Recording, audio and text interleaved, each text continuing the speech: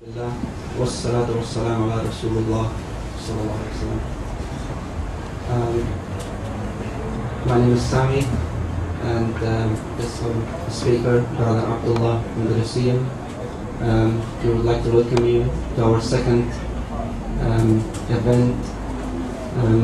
Today's talk is supposed to be a debate between us and the Atheist Society, but unfortunately we couldn't have it.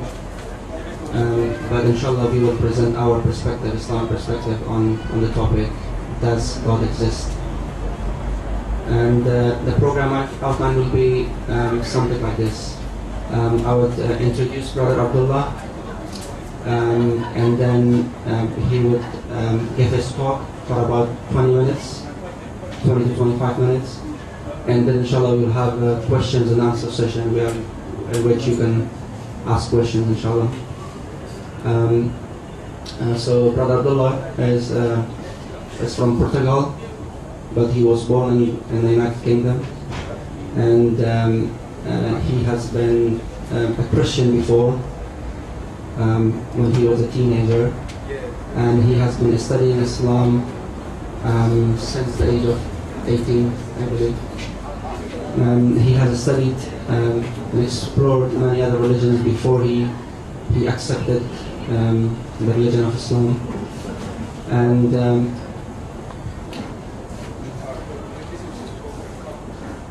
he has a long experience of working in the Muslim community, and his activities involve writing and talking extensively on Islamic philosophy, sociology, and anthropology. He has delivered talks throughout the United Kingdom at community centers, universities, colleges, and also appeared on TV programs as well. And one of his appearances on a TV program was on theology, current affairs, and political analysis. He has also been involved and still is involved in debates with different organizations, different religious societies and school of thoughts, and Christians, atheists, on a variety of topics. So inshallah he is well known.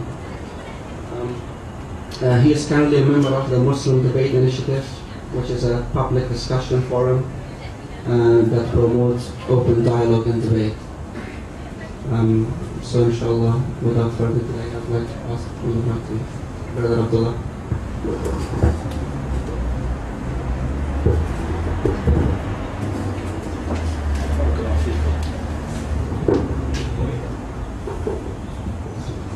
Hello? So it should be right.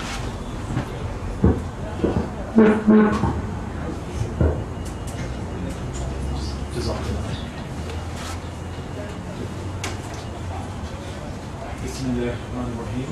Alhamdulillahi Rabbil Alameen. As-salatu was-salamu ala Nabiyyina Muhammad wa ala alihi at-tayyibin wa sahbihi as-salihin. Firstly, I'd like to thank the Islamic Society of Southampton University for inviting me to this very interesting discussion for their Islam Awareness Week on the proof of God. Originally, I had prepared for a debate. It's very unfortunate that the atheist speaker pulled out. But what I'd like to do with this is to present to you the arguments for why we believe in God, and inshallah I will present you some of the counter arguments, and we'll discuss those counter arguments. And inshallah, if any atheists in the audience, or even Muslims who would like to play devil's advocate during the questions answers, I would please invite you to try to poke holes in this, because in the presentation, because it's very important that we have whatever we believe in, we have a very cast iron solid certainty about what we hold as truth.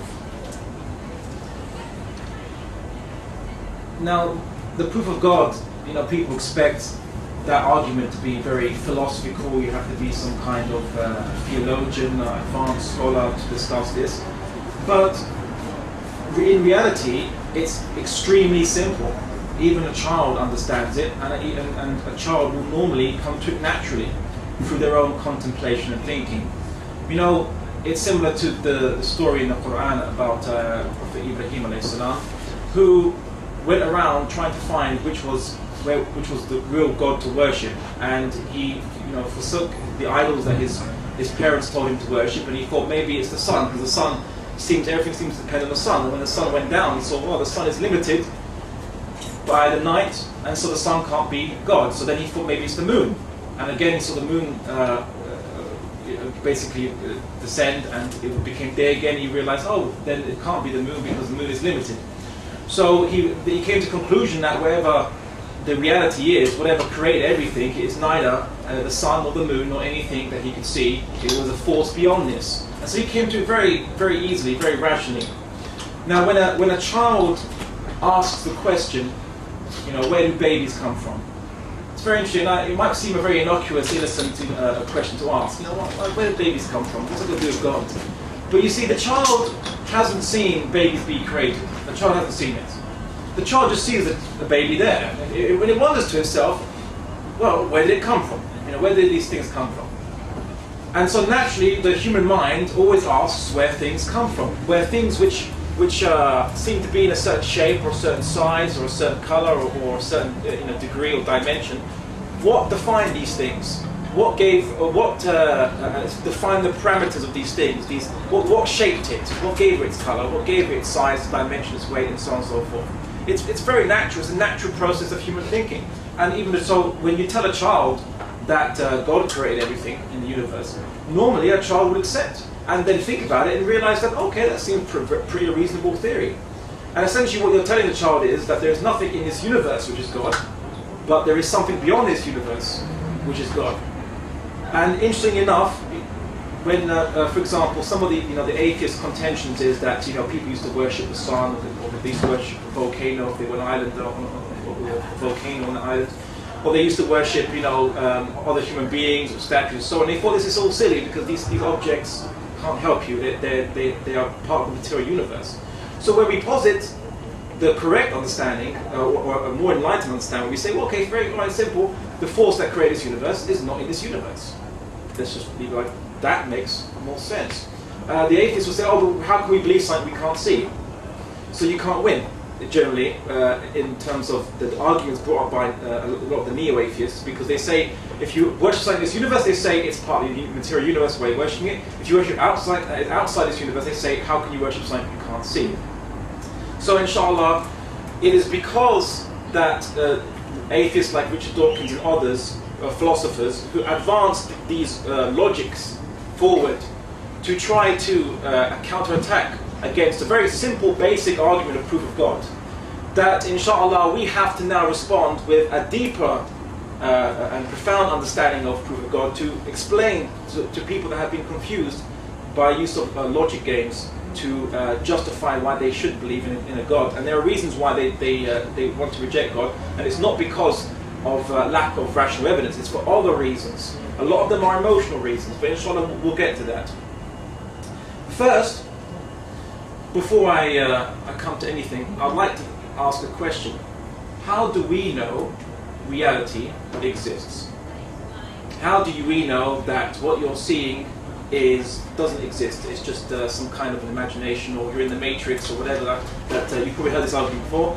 How do we know that it exists? Well, a reasonable person would conclude that there is an external world to yourself which is beyond your control. There is something that, wherever you're seeing, even if it's an illusion, even if you're in the Matrix, quote unquote the Matrix, there is an external world to you which is not yourself. And you are receiving sensations from this external world which you can't control. Therefore, there exists an external world outside of yourself. Makes sense. People say, but how do we know we're not in the Matrix? I say, it's irrelevant. Because even if we are in the Matrix has a reality to it. It's a computer program based on the computer, but there is a cause. It has some kind of an existence. There is an existence, but you're just in the Matrix. But wherever it is, it exists. There is an existence for it. Even when you dream, the existence of your dream comes from your subconscious, comes from your mind, comes from your brain cells. So there is a cause to what you see in your dream as well. So there's always a cause. This is the reasonable way of thinking. This is what we call rational thinking when we look at these things and we make these conclusions. So that's how we know for certain there's an external reality to ourselves. Now, what method are we going to use to observe this reality? What method are we going to use to understand? In philosophy they call it epistemology, which I think most of us probably haven't heard before.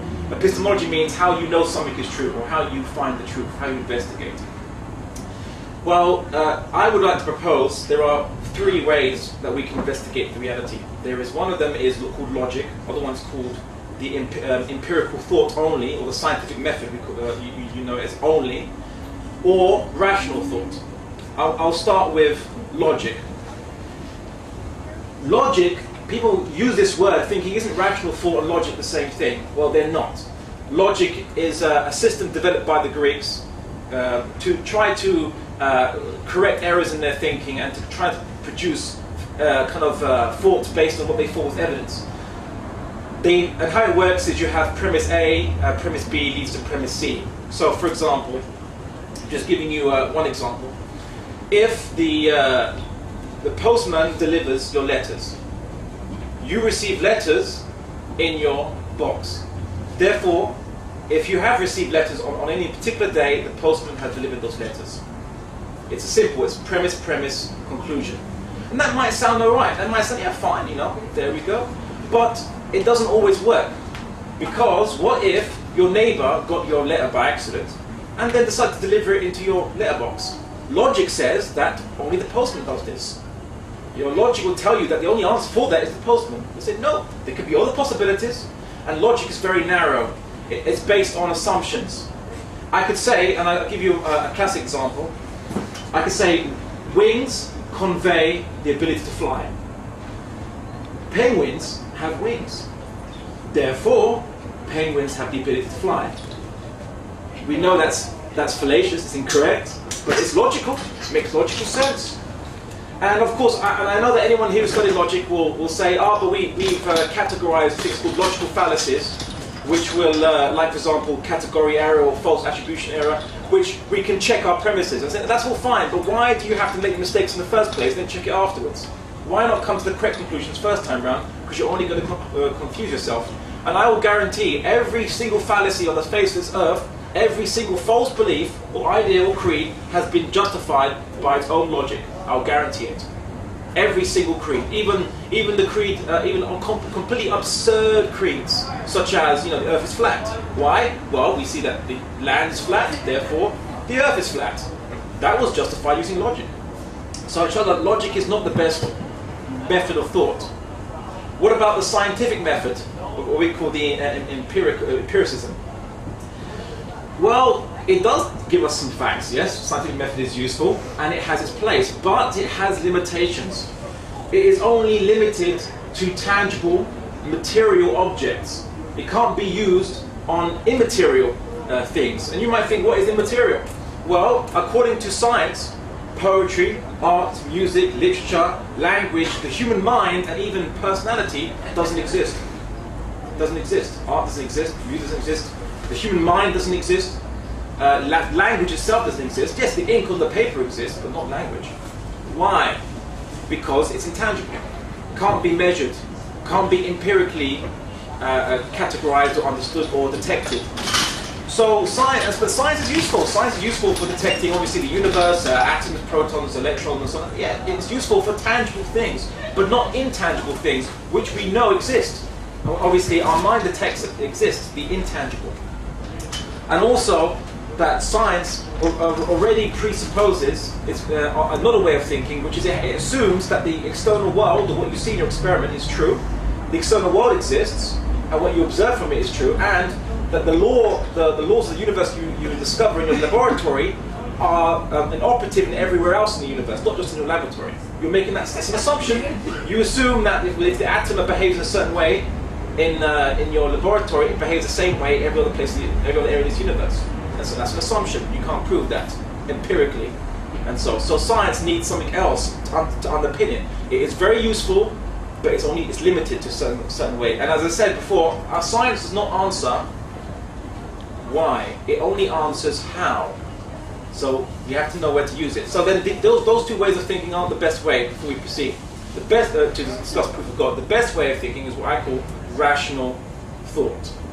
And what is rational thinking? You hear this word a lot. What does it mean? Well, it's very simple. It just means thought based on observation of the external reality. It means that you make no assumptions due to previous experience. You let the reality itself that you observe tell you what the reality is. Let it define for you. So when you encounter a penguin for the first time, just because it has wings, and don't assume it flies, say, all right, well, okay, it has what it looks like to be wings, and they seem to be wings, but it may not necessarily mean that it can fly. Let me see if I can detect that through various ways and means. And of course, the third point of rational thought is it believes in causality of finite objects. Basically meaning that there is cause and effect. That's how you know there's an external world, because you're receiving sensation, which means there is an external world outside your control. That's cause and effect. It's a natural way of human thinking, inshallah. There are chairs in the front if anyone wants to come sit in the front, inshallah. So, for example, if a person plants a seed in one area of ground, in some dry area, and then plants a seed in another area of ground which is a bit more moist, and they observe that the plant grows better in the moist, we can conclude generally that there is something about that area, whatever it might be. I'm not going to say the moisture, it might not be an assumption, but there's something about that area of ground which is more conducive to the seed growing. And then inshallah, with maybe scientific experiment, you can determine is it the moist that's giving it, or what is it, or the nutrients that's giving it? What is the causal factor? If you say it's moist, that's an assumption. But you can conclude that that area of land is better for the seed. That is a rational observation, and it's cause and effect. So that the seed grows better, therefore it must be a reason why it's growing better in that area of land. It's a reason, it's a cause to it. Cause and effect. Rational observation, rational thought. Anyone that denies cause and effect, you're basically throwing out human thinking altogether. You might as well believe in anything. You might as well believe unicorns just pop into existence spontaneously, because that's pretty much the same thing if you deny cause and effect. So there are, and I'm also going to mention what is the prerequisite to rational thought. The prerequisites to rational thought are obviously that you perceive something, you have perception, you possess a mind that can interpret what you perceive, and obviously you possess memory and understanding, i.e. the previous information you have, so that you can link what you see with what you possess in your mind to understand something. So if they show me a chair, I've seen many types of chairs, and I know they're called chairs. When I see a new type of chair, I can identify it's still a chair, even though it's the first time I've seen it based on my previous information. So that's how thinking is. You can read a book, and sometimes if you're very in a hurry and you just read the last page quickly, and you kind of scramble through it, but you don't actually read it. And you ask about it, you don't know what how it actually ended, or that chapter, because you weren't thinking about it when you're reading it. You were just reading it. And so when you read, you actually think, because you're connecting the information with your previous information to actually imagine the concept the book is trying to teach you, or the story is trying to give you in your mind. So this is rational thought. So I put forward that rational thought is the way we go ahead with looking at the proof of God. Now, in a way, the proof of God is identical to how I proved reality. Identical. It's the same. It's all the same. It's always the same. In a way, in the Quran, Allah subhanahu wa ta'ala, God, our conception of God, if you're Muslim, is called al-haq, which obviously derives from the word waqiyah, which is reality or truth. So the proof of reality, proof of God, I like to see that they're very much the same thing, because we believe, I believe my conception, that God is the ultimate reality. Now, the first proof of God is what I call the cosmological argument, or I'll put the causality argument. Now, I know you've heard all these fancy words for it. I'm not going to give you a lot of jargon. I'm going to give you some practical understandings so that we can actually take it from here and actually say it to others and understand it. Basically, in a nutshell, the causality argument is very simple. If I just take any object, now, if I take this bottle, for example, I wish I had a rock here, because the atheists might accuse me of the design argument. If I had a rock, I can do the same thing. This bottle, how do we know it's created? Obviously, the atheists could answer, oh, well, I've seen bottles like this being made in factories, ergo, because I've seen it, I know it's been created.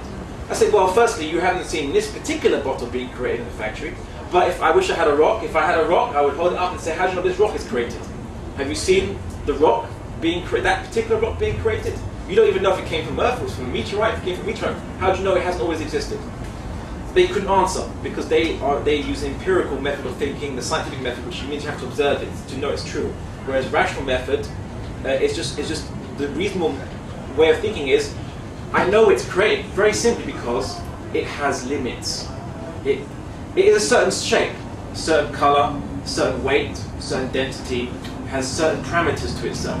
The question is, why does it have the limits that it has? Why does this bottle have these limits? Why not twice as big, or half as big, or orange color, or a red color? Why blue color, for example? And why does it have what appears to be water in it? Why does it not have orange juice or something else?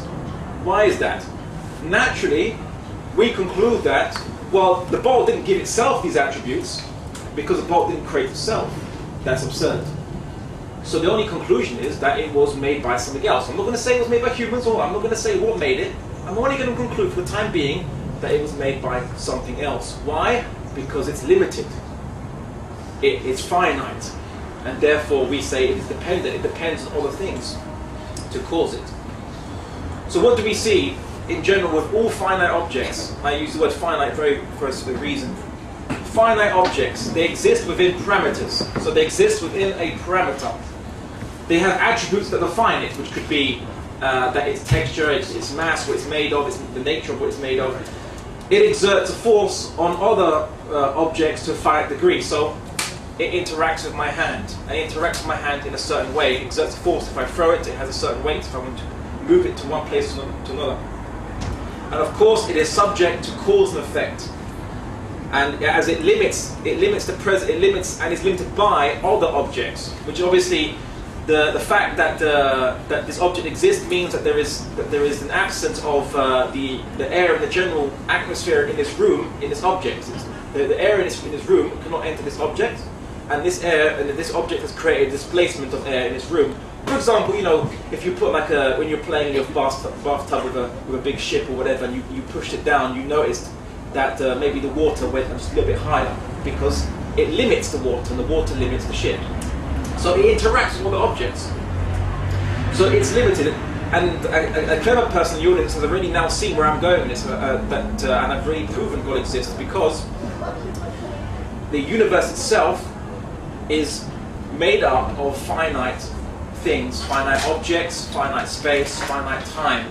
Time proceeds down a finite and discrete amount of points, which I guess the current scientists call Planck time, which is the smallest unit of time, and of course Planck space, the smallest unit of space. But you don't need science to tell you that.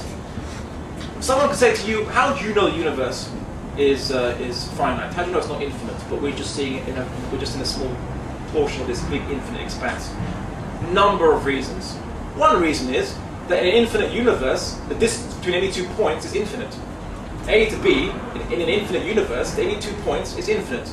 The fact that we can move in this universe shows that the universe is not infinite, it is finite. And if the universe was infinite, then it can't be made up of components. Because if it's made up of components, if you have an infinite amount of let's say bottles, for example, then they would all limit each other out of existence. They would you can't have infinite amount of separate things because they would all limit each other. You couldn't have this. It's like I guess you can imagine an infinite amount of balloons. Even if you give them infinite space, they'd limit each other out. They couldn't have all find a space to exist if there are infinite amount of them. So we know that also the universe is governed by universal laws, which again is it's merely the interaction of finite things in this universe. Now again, I don't need to get too scientific because I want to keep this very basic so that it's a very practical argument. The universe consists of finite things, each relating to each other in a finite way, in a limited way, and of course the universe itself has a limited size, but we know this because we can move. Also, the universe changes in time. The universe changes. If the universe was infinite or eternal, then it would require an infinite amount of changes to get to this point in time. Is it possible to transverse infinity? Can you actually reach from infinity to point X? Could you actually reach point X? You can't. It will take an infinite amount of time. You never reach it, i.e. it's impossible. It would be impossible. So the fact that you have change shows there must have been not an infinite regress, but it must have started at one point in time. I guess to give you an analogy to make it make sense, imagine I had an infinite domino rally. You know domino rallies, right? An infinite domino rally in both directions. And you saw the dominoes were coming into your room, for example, and they were hitting each other. They're moving into your room and they're hitting each other. If it took an infinite amount of dominoes for it to reach the room where where part domino rally is, would it ever reach your room? If it took an infinite amount of dominoes to get there, it can't, because you can't exhaust infinity. So the fact that we see dominoes moving, we know that there must have been at some point a start point. I don't know how long it was, I don't know how far it was, but it was at some point there was a start point to the domino rally. Likewise, the universe itself is, because it's changing, it must have had a start point. Just as the dominoes when we were hitting each other, likewise the universe itself had a start point by which it was created and it started to change, and it's reached this current point in time of its changes. So in a way, this is already the proof from observation of the universe that there is already a start point to the universe. The universe was created at some point. I'm not saying how big the universe is. I'm not saying how old the universe is. That we need science to look at that. All I'm saying, at some point, at some time, it was started. It was created. So what do we see? I will give you another angle now. Another angle to look at. Let's take the bottle again. As I said, I wish I had a rock, because the atheist would say, oh, but again, you're using the design argument with human-made objects. Say, okay, fine, I can use a rock. I wish I had a rock. Imagine it's the rock then. Use your imagination. Let's say this is the rock. Okay, we have three options for this bottle rock for how you explain its existence. Option one, it made itself. Option two, it is uncreated. It was never created. It was never created. It just always has existed. And option three, it was created by something else. Only those three possibilities. Nothing more than that. Can't be anything more. There's no fourth one. If there is, please say it. But there's nothing more than those three possibilities. Let's look at the first possibility. The object made itself. It's absurd because you have to exist in order to do something. So the object has to exist to make itself. And if it didn't exist prior to it being existing, it can't make itself. It's absurd. You could say the second option is maybe the object has always been here. Maybe the object was never created. Okay, but here's a question. Why does it have the certain size it has? Why does it have the shape, the color, the texture, the nature it has? Why has it not existed from infinity, doubled its size, or half its size, or a different color, or a different shape?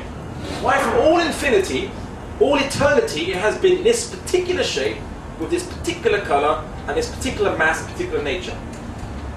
See, it doesn't make sense, because it has limits. So the question is, what gave it those limits? What's decided that it should have those limits, or what natural process, you call it, gave it the limitations it has? If it has never been created, if this depended on nothing to limit it, why is it limited? So again, that option two falls down. I could use another example. I am going to use another example to further kind of clarify in your mind. Imagine someone said, you saw a pond, okay, you saw a pond, you didn't see how deep it was. And someone said to you, that pond is infinitely deep. And the water is infinite. Now imagine this 2,000 years ago, before we knew about the Earth was a sphere of a certain size. 2,000 years ago, when someone said this pond is infinitely deep and has infinite amount of water. And you might say, alright, fine, but why does it reach only that particular water level? Why does it go beyond that water level? Or is shorter than that water level? Why at that particular water level? If it's an infinite amount of water, why does it stop there? Why does it end there? It doesn't make sense.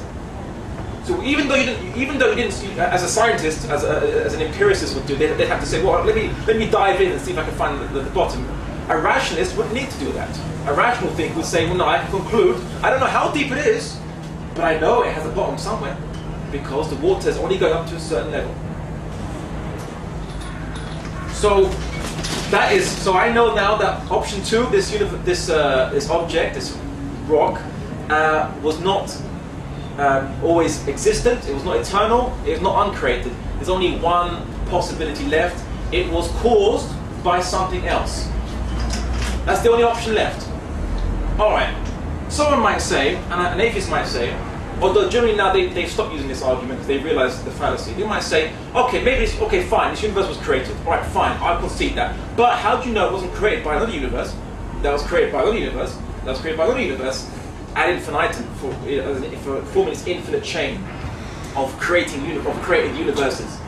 Again, the domino analogy is the same thing. You still fall foul of the analogy I gave, the domino analogy. When imagine one domino is a universe, and to exist it has to be hit by the previous domino behind it, and that has to be hit by a previous domino behind that, so on and so forth.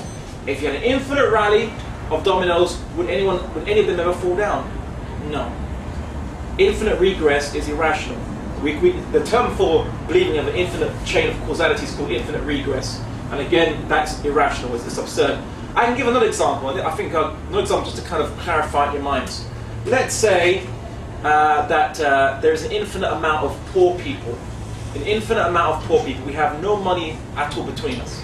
I want £1. So I ask the brother here, if you can give me £1, and so on. And he doesn't have £1, so he asks that brother over there, on the red top, yeah, I'm talking about you. Oh no, spotlight. Alright, and then he doesn't have any money, so he asks the other brother next to him, and he asks the other brother next to him, and the other brother next to him, and they all had no money. No matter how far you go back, no matter how many people you ask of infinite poor, you can ask an infinite amount of poor people. If they don't have £1, it doesn't matter how many you have, no one will ever get £1. And therefore, how can you now say that this universe depends on an infinite amount of universes prior to it creating it, when each of these universes themselves are dependent on something else to create themselves? It's like saying infinite amount of nothing. It's the same. It doesn't make rational sense to say that.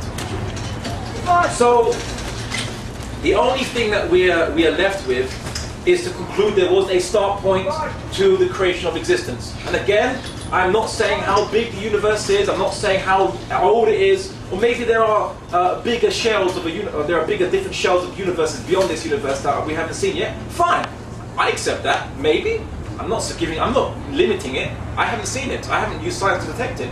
But there is an end point. That's what I'm saying, or a start point basically, where it begins. Now, I'll give the last atheist contention just so that you're fully grounded for any possible argument.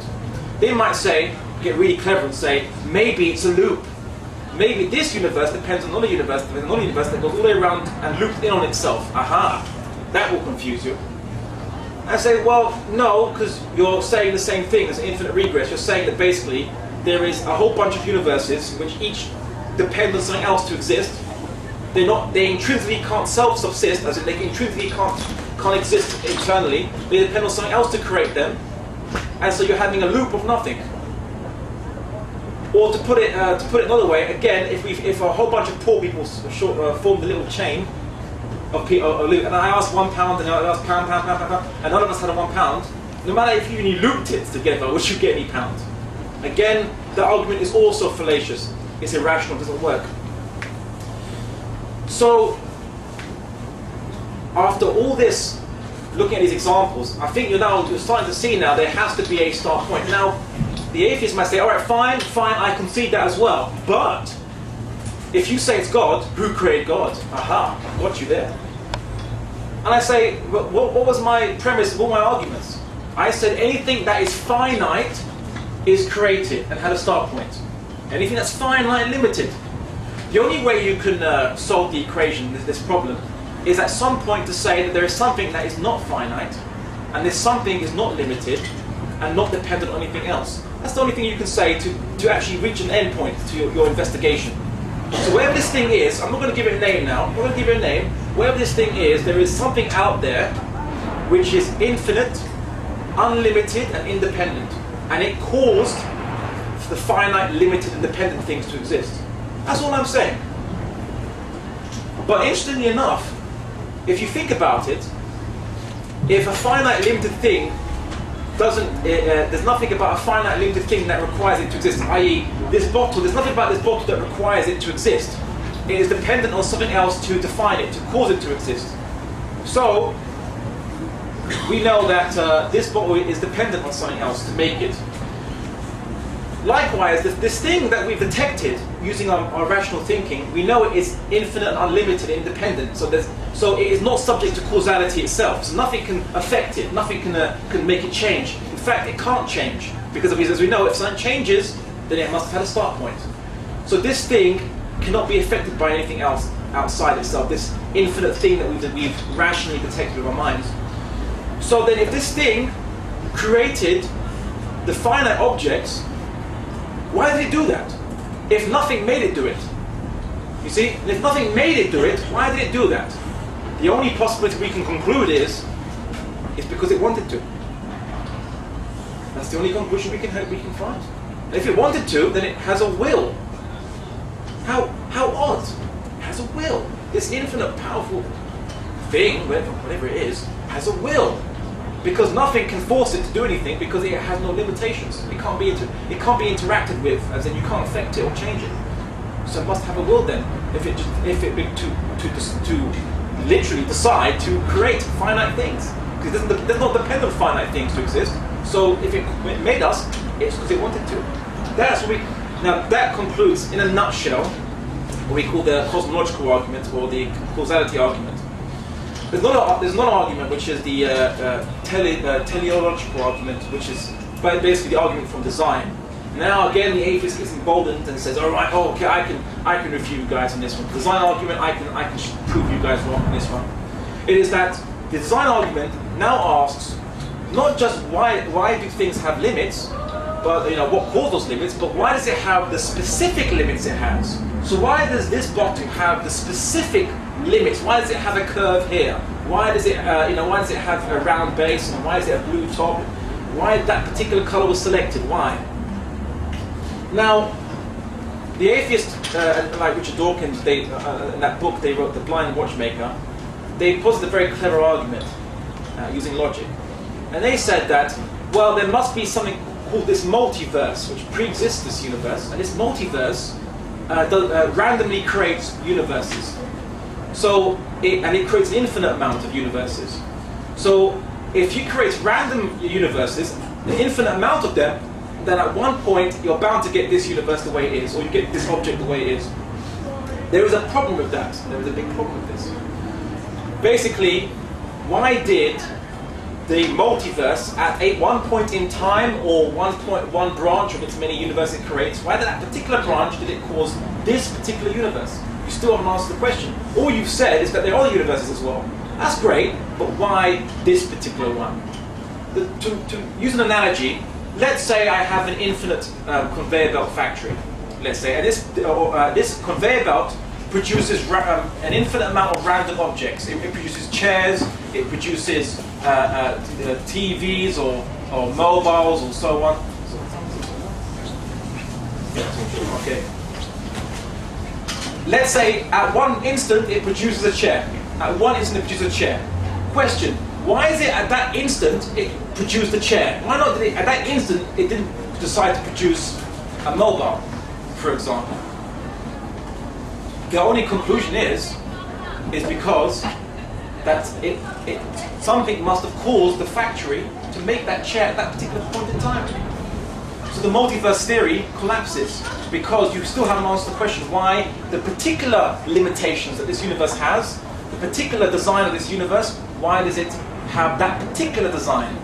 And so again, the only conclusion is that the infinite force, and again the atheists have to call the multiverse infinite as well. They have to use the word infinite, the atheists as well. This particular universe was caused because whatever created this universe decided to make this universe in the limitations it has, the particular limitations it has. Why is top blue? Because some guy decided this top was going to be blue. Or why is a rock a certain shape? Because when it was formed from the magma on the earth, or when it was hit from a meteorite from above, all its effects happened to it cause it to have that particular shape. So the only conclusion we can come is that the universe was shaped according to a particular design, which can only be explained by the driving force of a will.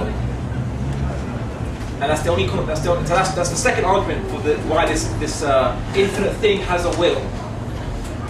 So then, now what have we concluded?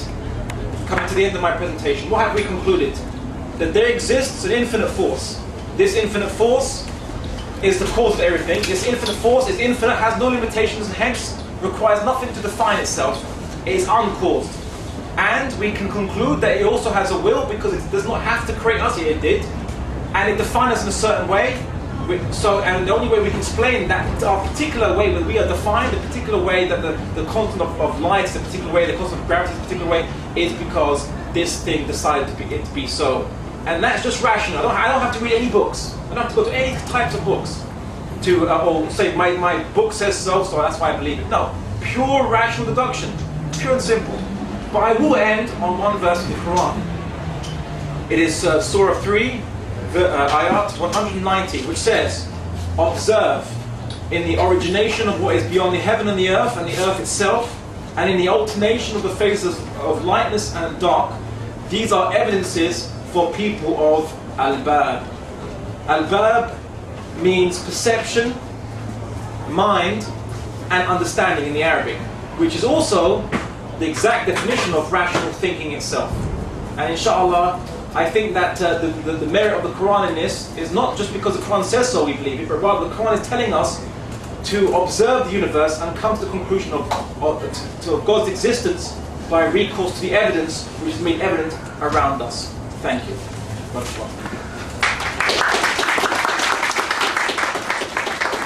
Take some questions. Yes, sir. You talked about the causality of it, and I mean that exists within time and it depends on how we experience. But before the universe was existed, there was no time. So can it be applied before the universe existed? I mean, can we not say there was an infinite progression because we have no experience before the universe? Sure. 2 points. One is, how do we know that causality requires time? Science has said it, but we haven't. There is no evidence to show that it can't be otherwise. So we're making an assumption, but that's not the argument. Even if you believe in an infinite regress, there is causality there. There is a prerequisite. There exist prerequisites which.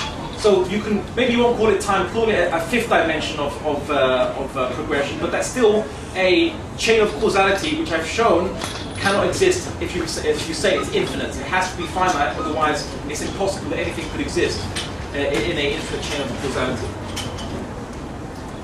Anyone else? Speaking about the finite and the infinite together, how could something that is finite exist within something that is infinite? Because if it was infinite, surely wouldn't it occupy everything? Do you see what I mean? Is that how could something finite take up within its parameters something that is infinite? And doesn't that cancel out it being infinite? Oh, I totally agree, which is why in the doctrine that I follow, which I guess it's Islamic doctrine, I'm only neutral here, but this doctrine I follow, which is Islamic doctrine, says that we're not in God, and God is not literally everywhere. He's physically or in presence everywhere. Although we say that he's omniscient, so he knows everything and he has power over all things, but we are not in him. We're not part of him. We are completely separate from him. In fact, we don't even say that he has a location. We cannot say that he has a location related to us, because that would limit him to the compass points. Any other? Have I explained it that well? Then does that raise the argument that if you're pointing to a creator, it's an entity beyond our humanity, is there nothing that this entity cannot do? If you're saying this entity is boundless, limitless, then is there a limitation to this entity? Is there something that the entity cannot do, this God? Because if we describe this God as holy, then we've just put a limit on that God's character. Sure. Okay, that's a very interesting point. And I'll answer that very simply. Basically, our definition of God, people might argue, if we have a conception of God, then haven't we linked to God because we've got a conception of him in our mind? That's also, I think, that's part of this related point as well. I say, well, if you look at the words, what we use to describe God, infinite, unlimited, independent, what does that mean? Infinite, from the Latin infinis, which means not finite. He is unlimited, which means what? Not limited. Independent, which means not dependent. The only way we can define God is by what he's not. So all we're really saying is God is not us. That's our only definition of God, is by saying he's not us. That's the only way we can define God. So you say that is God limited? What is the unlimited limited? Which is basically, obviously, it's a contradiction, because how can he be limited if he is unlimited? And again, now the logical argument that atheists would put forward is that can God create a rock heavier than he could lift? I've heard this argument, and that's very interesting, because you say this, but you don't realize what you're saying. When you say that can God create a rock heavier than he can lift, what you're really saying is that when God limits himself, can he still be unlimited? I say no. If God limits himself, if he makes a limit on himself, and he becomes intrinsically limited, then he's not God anymore, is he? So how can he That's my be point, unlimited? in Yeah. that if you're using argument and logic, then by the very use of the word God is something, you're clearly saying that God is not also something else. So you're actually putting a framework, a limit to God. No, that's only according to the human conception. According to how we think about things, when we describe something, we say that it can't be its opposite. Right? That's a human conception, but the actual description of God is what? He's not finite. You say, oh, you're limiting God when you're saying he's not finite. Or he's not limited. It's actually a word game, and it's only because of the limitation of the human mind that we feel that we are boxing God into a This is category. why I say it's a bit of it's a downfall to try and just prove God from logic, because logic in itself is based in a human framework of understanding. No, that's why I don't use logic. I use rational thought. And the reason why is because, remember, the only way we can define God is by what he is not. It's very simple. That's the only way we can define God. I'm not giving it away. They call it negative theology, which is essentially, you're not positing God with something that is intrinsically can't change. You are saying that he is not something that is limited. You're saying that he's not. Saying that he's not. That's the only way we can define him. So we haven't boxed God off at all whatsoever. Because if I said that God, it is impossible for God to lie. Let's just put it like this. It's impossible for God to lie. He can't do it, even if he wanted to. Then you're right. I see your point. Then you're right if I said that. But I don't say that. I say God is not finite. He's not limited. And I am not boxing him off at all, because I have not posited to him a limitation at all. I have not boxed him off at all. In fact, I've taken out all the boxes when describing God. But now to answer that further point, I know you might say, how do we know if God is described as holy in our books and he's described as truthful? How do we know this and so on? Or is that not limiting him? I think is the question. Whether God wills to do something or not is his choice. If he wills not to lie, and he says, I'm not going to lie, then he's not limited. He's just chosen not to do it. You know, and this reminds me of a hadith or a narration by the Prophet Muhammad sallallahu alaihi wasallam. I believe it's hadith Qudsi, which says that Allah subhanahu wa ta'ala says, I have forbidden injustice upon myself. I've forbidden it. I've forbidden upon myself to do injustice. So he's decided not to be unjust. But does that mean he's intrinsically limited? No. No. He just decided not to do something which is unjust. And how do we know he's not lying to us? Is another argument, which inshallah I can bring up another time. But I want to get more questions from the audience. Any questions from the sisters? Any more questions? Okay, if you have any questions, inshallah, the brother will be here to ask them. And please show your appreciation for putting your hands together. And thank you, brother. Yes, We say that God is, let's say, advising us not to think to prove his existence, because I think of a hadith, I don't know, I translate it. يأتيكم الشيطان فيقول له من خلق كذا فيقول الله فيقول من خلق كذا فيقول الله فيقول من خلق الله فعليه أن يكفر. So does this mean that we are not equipped with tools that we can exist, and we can't go on to debates? Well, if that's the case, then why did the Prophet Muhammad debate with a Bedouin? When the Bedouin was an atheist, says, I don't believe God exists. And then he said the Prophet Muhammad said to the Bedouin, when you are in the desert, you see hoof prints on the sand. What do you conclude from this? And he says, well, there's been a camel. There's been a camel that's probably walked there, even though the Bedouin hasn't seen the camel, but he's detected the camel's hoof prints. And then the Prophet Muhammad said, look up at the sky, see the stars? These are the footprints of Allah, not in the literal sense, but in the metaphorical analogy. And the Bedouin just said, he testified that God existed because he saw causality. You see, the Prophet Muhammad, that was his manhaj. And the Quran itself is saying that this is everything is all ayat. It is all the signs of God, the evidence of God's existence around us is the universe around us. So I think the Quran is telling us to do the opposite, which is to think about things. The only thing that Islam tells, and I'm going to be very specific about Islam here, the only thing that Islam tells us not to do is to speculate about God's quote-unquote personality. To say things about God that you have no evidence for. You just make it up. You just say, I think God's like this, or I think God exists in the Trinity, or whatever. Where's your proof of this? Where's your evidence for this? And so on.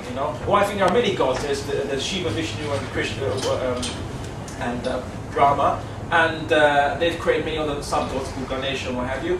And that's my belief. You say, okay, where's your proof of this? Where have you obtained the proof of this? You just speculated, made it up, felt like saying that. Well, ISIS has probably told you this. And that's it. That's what Islam prohibits.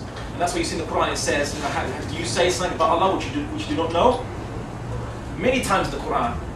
So that is the only prohibition. To give positive attributes, going back to your question, to give positive attributes to God that we don't have reference for. Whereas the only thing we can conclude without revelation is the negative descriptions, as in God is not us, He is not finite, He's not limited, He's not dependent. That's all we can say, and He has a will. That's all we can say. Any more questions? I would like to thank Brother Abdullah and all of you as well for taking part in this event. Please show your appreciation for Brother Abdullah.